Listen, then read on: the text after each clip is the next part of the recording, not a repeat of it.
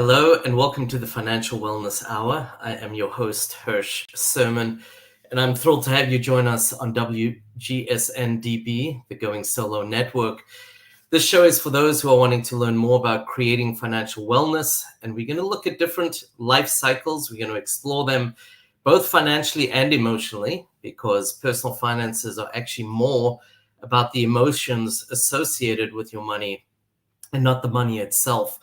And obviously, the more healthy we are emotionally, the better we tend to make decisions. And that's ultimately what we got to do a lot of as we go through a divorce. Although we might be somewhat general in our discussion, we'd love to hear from you. So please reach out to me. You can reach me on my website, lifecycle.financial. That's lifecycle.financial. Or you can post comments or questions on YouTube, Facebook, or anywhere you might be listening to this podcast. A quick public service announcement. Today is the filing deadline, October 15th, if you filed an extension. So please get that in. It will help you avoid any late penalties. It will not help you with the interest or money you owe, unfortunately, but at least you can avoid those late penalties. So at the best of times, juggling personal finances can be quite challenging, and couple that with the stressful life cycle of going through a divorce, you're asked to make major decisions while maybe a little confused about your finances.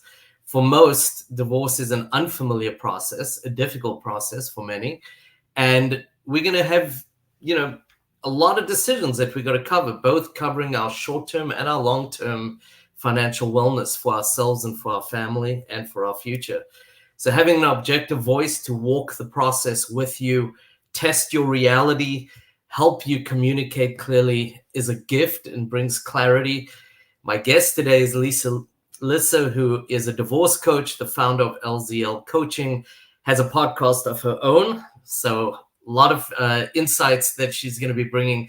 And one of the things besides the wonderful insights that Lisa brings is a very calming manner in the way that she talks to you and the way she conducts herself. So let's learn how to look at our money, how to get some clarity through coaching.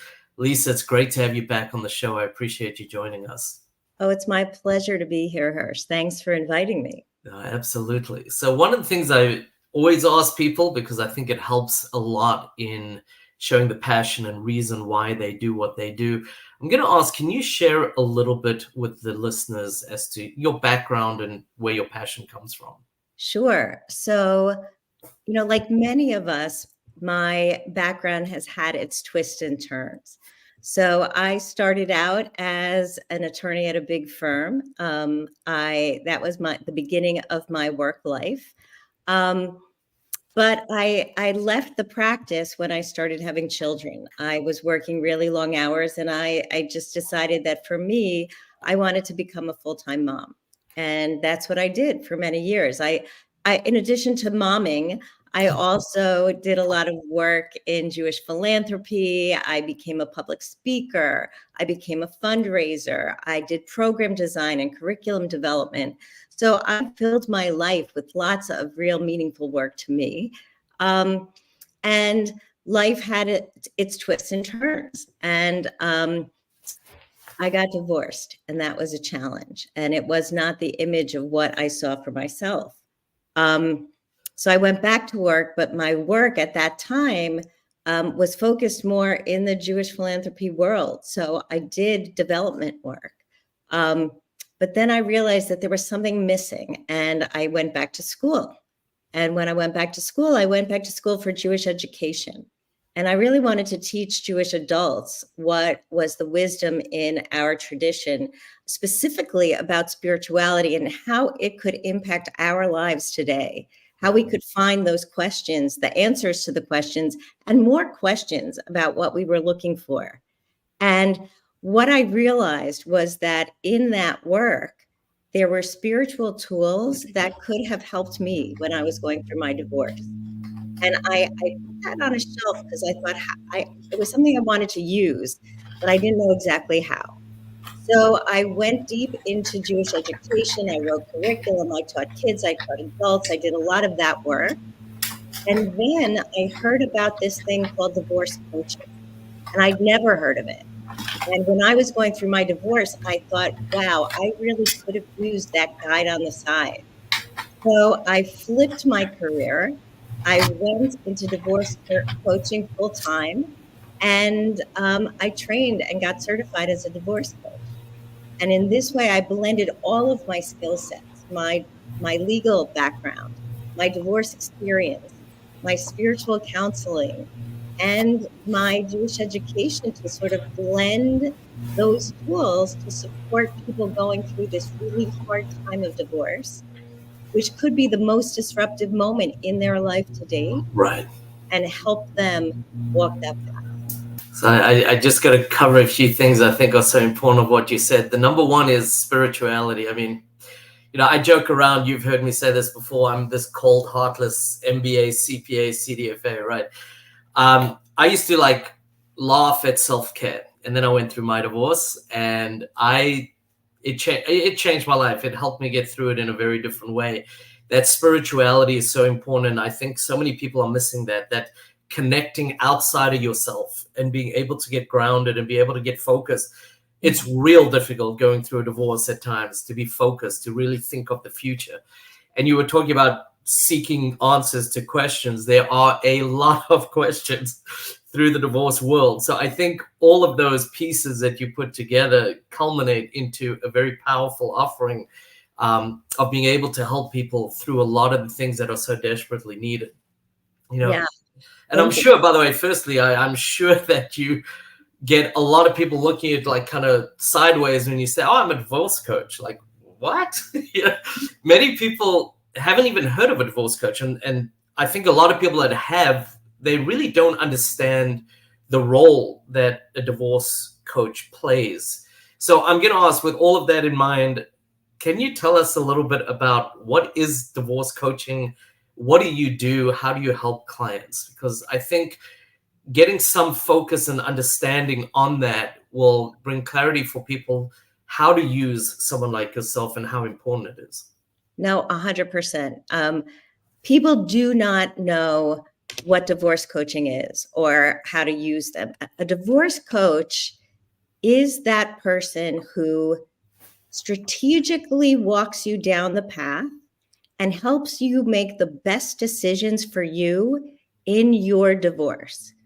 The ABA defines divorce coach as that person who helps you walk the path of decision making when you are perhaps least prepared to make decisions.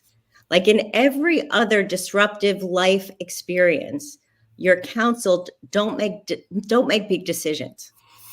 But when you go through divorce, you have no choice but to make big decisions. And the people who are guiding you, your lawyer, for instance, can tell you your options, but can't tell you what to do. They don't want that responsibility. And what the divorce coach does is he or she helps you walk down the path of each option so that you find the decision that's right for you. And the divorce coach helps you remember that you're actually capable of making these decisions. Yes.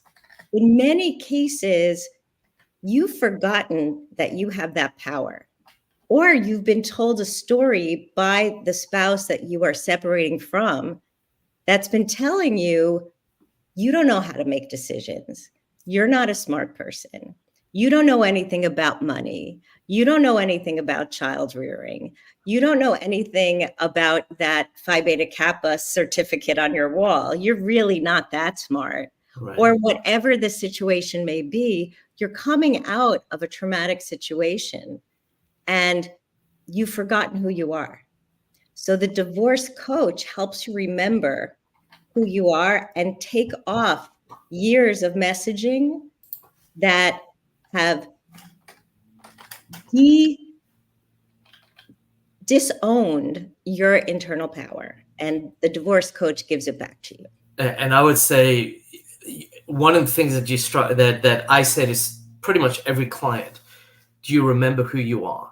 You married for 5 to 50 years, let's say, anywhere in between. And there are people, like 50 doesn't, sounds, but there are people getting divorced. I have clients in their 60s, and I've had clients in their 70s getting divorced. We do forget. We give ourselves over to the coupleship, to the family, to the kids, and we often do lose who we are. Again, you packed a lot in there, so I want to elaborate a little bit. I think ultimately it's your decision and your responsibility as the person going through and having the divorce. But I always recommend build a team. It sounds almost counterintuitive, but if you add the right professionals to the team, it will usually be cheaper with a better outcome, because you don't want to vent at $400 to $600 an hour to your attorney who's not trained in that, and it takes them away from helping you, right? So you want somebody in the mental health field to get that reality testing, walk through, help you decision make, or at least brainstorm around it and have the coach walk through with you. That's, again, not something that you want maybe an attorney. You don't want me as a financial expert doing legal work or emotional work. So really, there's so many pieces to this that become very, very important in coming through a divorce well, learning who you are again, focusing on the future, because you do a lot of decisions. And if you really understand, one of the things I do, I build kind of a priorities and values checklist with a lot of my clients, and it helps them focus. Anything outside of that is cannon fodder. You use that to get more of what you want that's important to you. And being able to have that kind of clarity and focus and working with the divorce coach, I think, is enormously beneficial going through the divorce. And the earlier you start, the more you walk through the issues and the concerns and the unfamiliarity. Again, when it comes time to actually make those decisions, you're so much better equipped. I often refer to my role as similar to the primary care physician. Like, you have a primary care physician who knows the whole you and can refer you out to the specialist that you need. Right. So part of my role is to know who all the other specialists are that you need in a divorce. So I know you, Hirsch, as the CDFA. So if my client needs help with their finances, I can refer them to you. Right. And if I can see that my client needs more than a coach in their mental health space, I have therapists I can refer them out to. And when we look at, do they need an attorney? Do they need a mediator? I can refer them to mediators and attorneys that I know and that I work with. So now they have more. Later, I'm interviewing a certified divorce real estate professional. If they need to sell the house, if they need an appraiser, like, there's this host of people that are part of the team. You have a support cast that are beyond the lawyer. And like, for instance, when I got divorced, all I knew was that I needed a lawyer. Right. And when my spouse at that point said, "Oh, you don't need a lawyer, we'll just go to mediation and that'll take care of everything," all I could think about was, he's trying to manipulate me. I am a lawyer. I know I need a lawyer. And we potentially could have resolved it through mediation without lawyers, but I was so terrified that I needed to go the legal route. Well, I think even understanding, you brought up another great point. You have options in how to go through a divorce. You can sit around a kitchen table, discuss everything, go to an attorney and have paperwork drawn up. You can go to mediation. You can go to court. There's such a variety of ways that you can do this. And understanding the pros and cons of each one. Where do I retain the power to say no? Things like that become very, very important.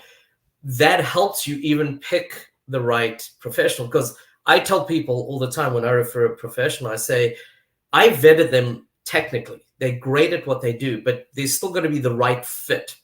So, for example, you don't want to pick a litigator from an attorney perspective if it's very amicable and you think you can resolve this through mediation or another method that can be less contentious and much more cost efficient than going to court. So all of these pieces, I don't think people really understand, all the options. What do they mean? What happens if I do collaborative versus mediation.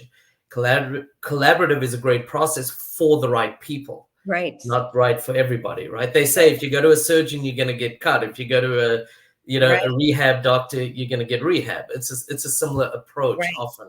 And people have a kind of fear with mediation without attorneys that they won't get represented well by themselves because they don't know what they're doing. But that's where the coach fits in. You know, I have specific certification as a pre-mediation divorce coach, where I can do specific coaching toward the mediation so that my client is prepared and knows specifically how to approach the mediation so they don't feel power over by their soon-to-be ex. They feel raised to a power equal to. So, and I think, sorry, is one of the things that's very important, just talking mediation as an example that someone like yourself will do.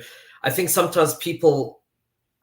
often people have the wrong impression of what mediation is. Oh, we're going to go talk about it. The mediator will give us some suggestions. We'll come to a decision. That's really not what it is. Yeah. The role of that mediator is not to give you the solution. It's to facilitate that healthy conversation and move you guys towards a resolution. But, you know, a lot of preparation should be done before you go to mediation. And I think that's often lost as well. It's actually one of the reasons I became a trained mediator was not to mediate. It was to help my clients get ready for mediation, because you do need to think about it. You do need to plan, what do I need? What am I willing to give up? How do I maybe position certain discussions? Things like that. All very, very important pieces. Yeah, absolutely. So let's talk a little bit about the finance side of things, right? I think a lot of things, even though they might not seem financial, they might have a financial undertone, right? It costs money to do something, right? Well, I want the kids for 2 weeks in the summer straight. Okay, great.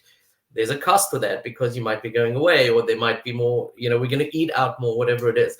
There's a lot of financial, that's a very elementary, I think, example, obviously.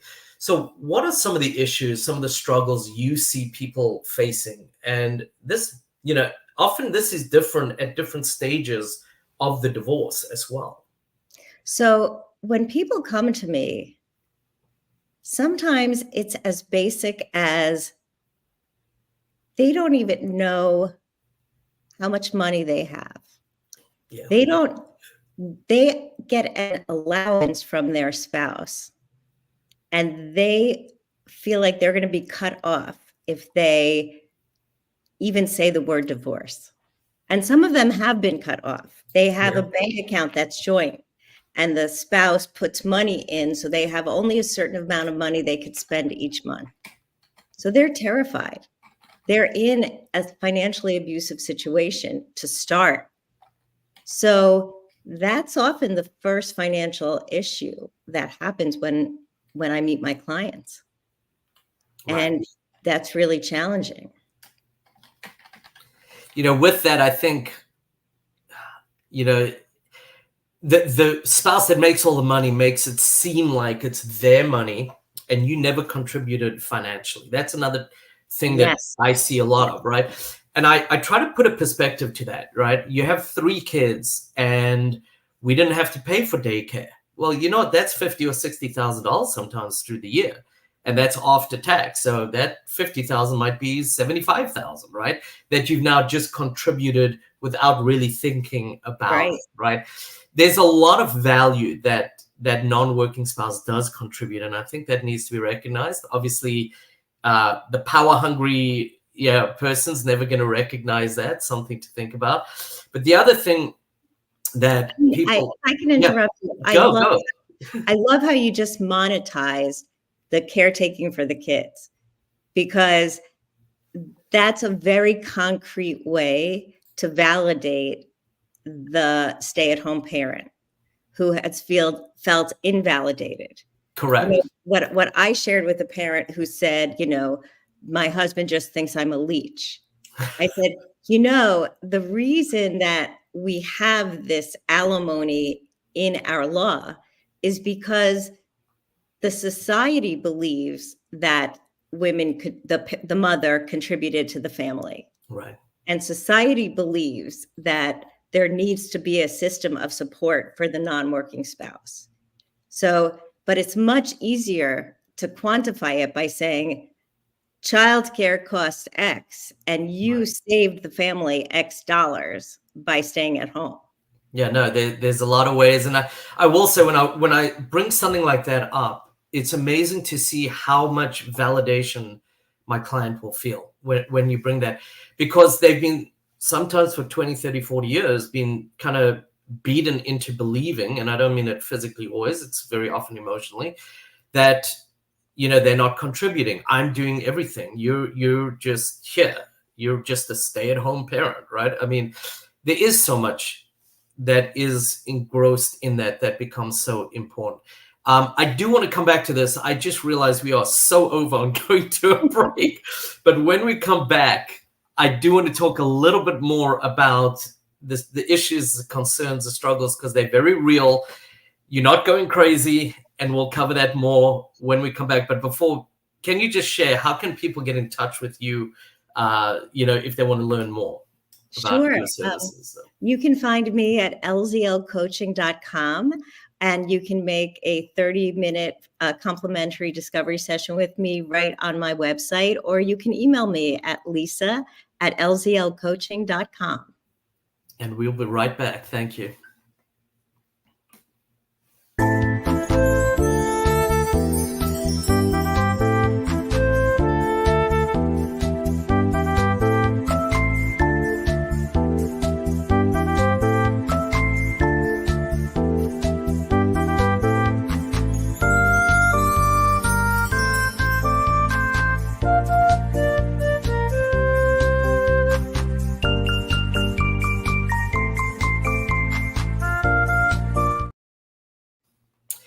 Hello and welcome back to WGSN-DB, the Going Solo Network. This is the Financial Wellness Hour.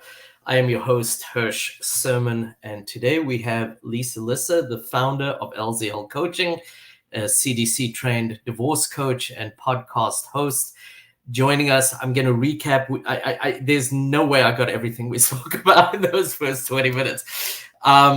You shared a little bit about your background, and it kind of is amazing how the journey that we seem to take somehow all comes together and helps us in what we do at this stage of our life. It's amazing how that happens. We spoke about, and I'm just reading some of the scratch that I was able to put down.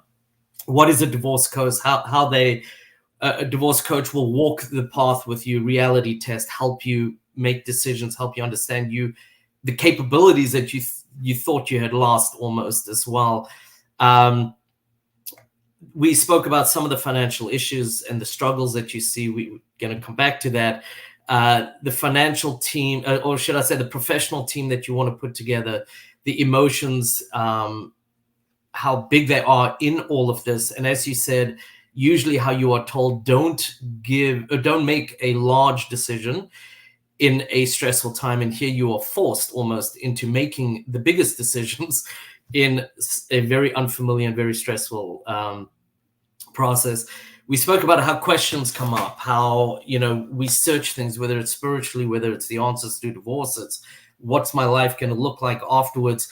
I think sometimes we've lost our voice in the marriage. This is, if ever was a time to get your voice back, it is now. Ask those questions, learn. The one thing I do caution people about that, a lot of people go to the internet. It's so easy to get information. Just make sure it pertains to you and is relevant to your life. Although there are sort of themes, I would say, in divorce, there are definitely pieces that are very individual in the process of divorce. So just kind of make sure that is happening. And then, as I said, we're going to come back to the financial issues, the struggles, things like that. One of the things I've had clients say to me, I want to get your thoughts a little bit. They'll go through the beginning, they'll be able to do all the paperwork, etc. And there's sometimes a lot of paperwork, the financial affidavits and the statement of assets and liabilities and everything that comes with this. And then all of a sudden they hit this wall that says, you got to make a decision. And they're like, how did I get through all the paperwork, all the details, all that? And I can't gather my thoughts on this. Or the flip sometimes. They struggle through the paperwork and then they come to having to make decisions or think about their life. And I'm sure these are pieces that you help them with. Tell me a little bit, talk a little bit about that, if you would, in that. And So I guess there's probably no typical client, but I'm going to phrase it, talk about a typical client or an example of a client. okay, well, so when you shared that, you made me think of one particular client. Okay. So I'd been working with this one client, and she was telling me how she was struggling so much with all of the issues.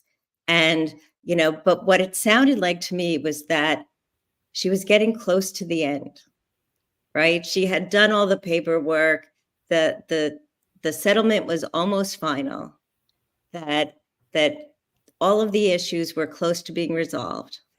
She was close to agreement. They were very close on most of the issues. And she still seemed to have the weight of the whole thing on her shoulders.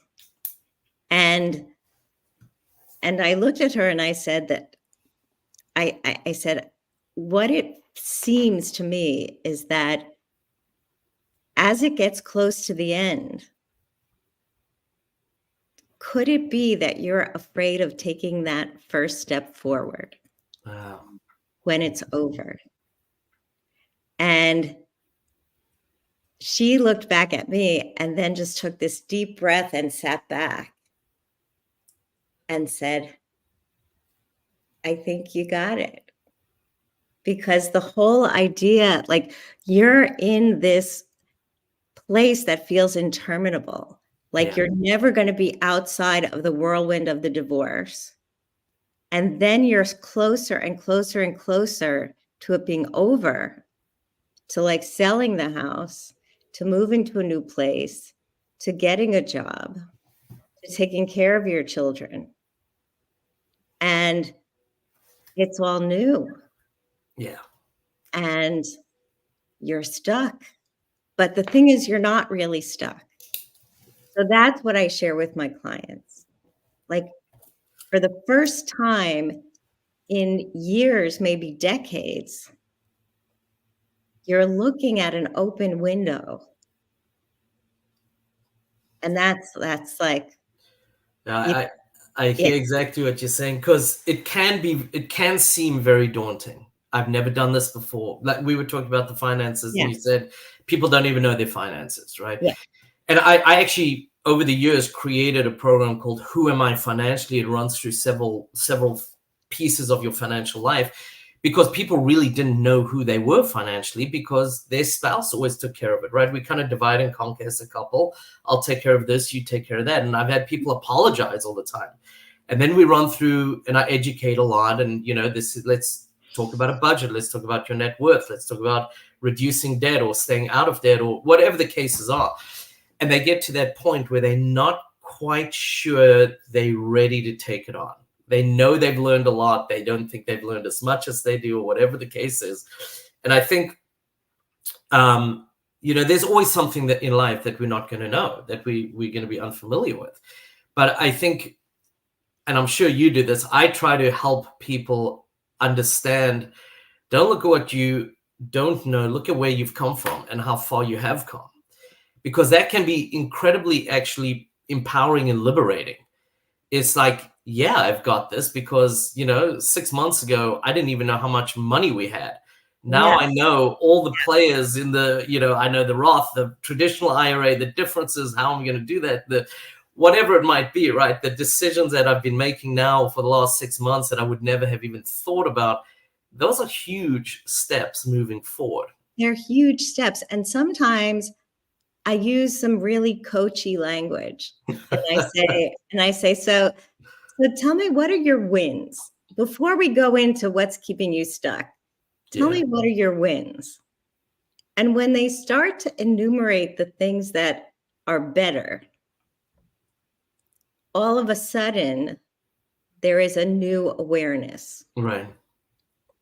And, I don't do that in every session. And, some coaches start every session with, so tell me your wins this week. And in divorce, that's not always the best way to start a session, especially when people feel sometimes demoralized when they're walking into my space. But sometimes that's exactly the right thing you need to do. And when people can't see what's going right because they're feeling consumed, like, I don't know, sometimes I'm thinking like when I would go to my therapist and I would think, so what problem do I have to discuss with them? Right? Like I have to think of the really hardest problem. And people, I think, do that when they come into a coaching space as well. So if I can reframe it Right. so that they're telling me what's going right, then they're hearing their voice. And it's amazing because, sometimes that win is I was able to get dressed for our meeting, Yeah. and other times it's like, well, I paid off 6 credit cards and created a budget and, whatever else it might be. So understanding that I love what you're saying. It's moving forward versus a win, because a win, it comes and goes almost, but moving forward and keeping that momentum is so key. So we are running out of time. I do have 2, I guess. One's a question following up on something you said, and then just one other after. But you said, for example, you play quarterback or doctor, I think is actually the way you put it, and you have these referrals. So I'm a financial professional, obviously CPA and a CDFA. How do you kind of look at a situation and say, I think this person's ready for, or I need to bring in a financial professional or whatever it might be, right? What are some of the indicators there, and what are some of the specific topics that clients, or you might have clients think about as they're going through their process to kind of get them, thinking forward?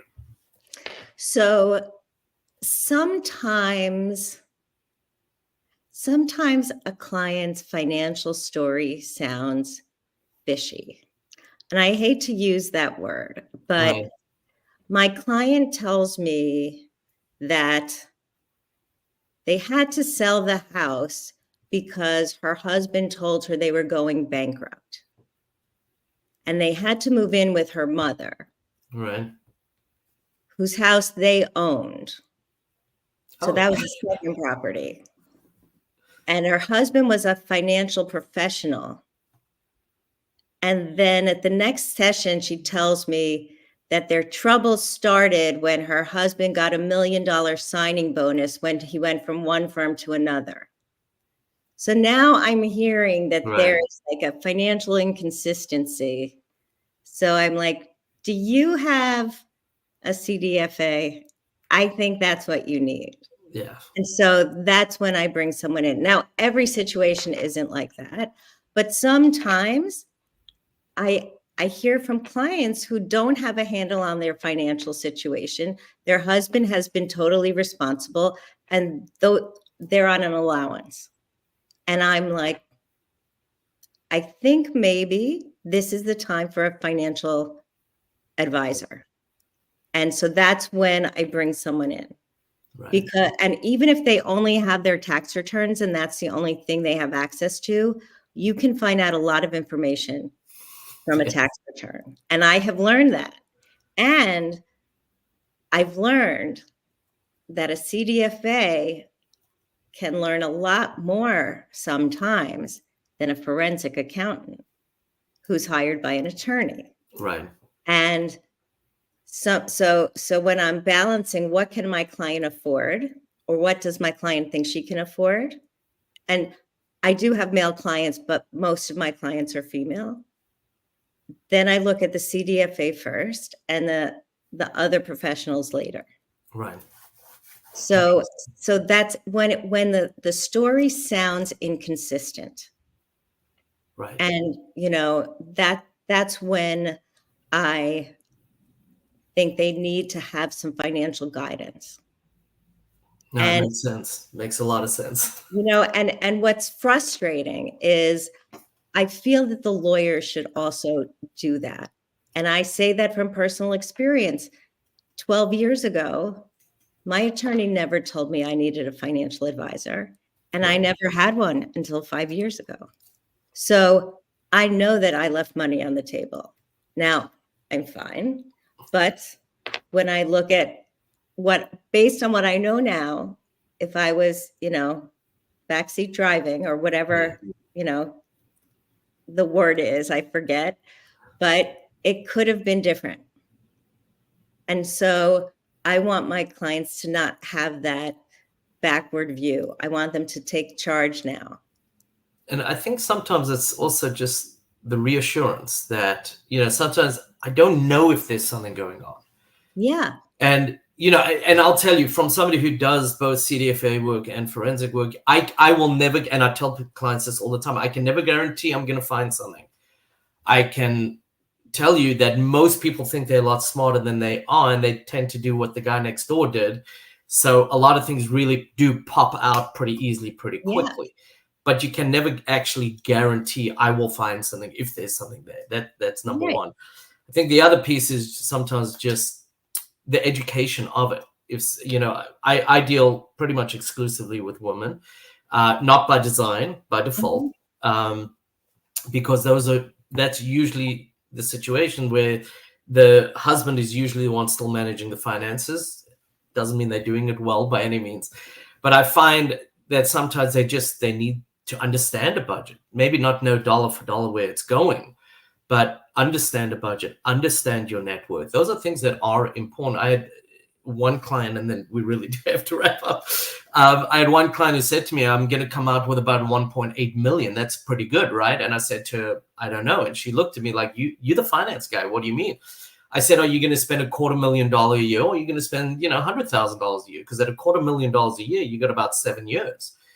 Obviously there's interest, but, at, 100,000, you've got 18 years. I mean, that's a very big difference, So obviously just understanding your whole financial picture is a very important piece. Right. All right. I have to wrap up, but I do want to take one more minute because I want you to share a little bit about your podcast, because that's a great podcast also. So, thank you so much. Yeah. So Dishing on Divorce. I bring on guests who are all different kinds of divorce professionals, from CDFAs and forensic accountants like you, Hirsch, to matchmakers. I'm having a matchmaker in a couple of weeks on my Dishing on Divorce Next Chapter show on Wednesdays. And I'm 3:00 today on Tuesdays and 12:00 every other Wednesday. And what I try to do is demystify the divorce process and give people the tools they need that they don't know they need, so that they can walk through the process more confident that they're taking the right steps forward. And, I think all of us are in this work so that we can help people move through with confidence and heal a lot faster. Definitely. I encourage everyone to listen to it. You can find Lisa at lzlcoaching.com. And there's a lot more information out there. So I do encourage you to go. I am Hirsch Serman, your host for the Financial Wellness Hour. I appreciate you joining us today. And you can reach me through my website, lifecycle.financial. That's lifecycle.financial. Lisa, thank you for all the great information. CC Schatz, behind the scenes, thank you for all that you do, making the magic happen. It's very appreciated. And we will see you in a couple of weeks. Thank you all, and have a great week. Thank you.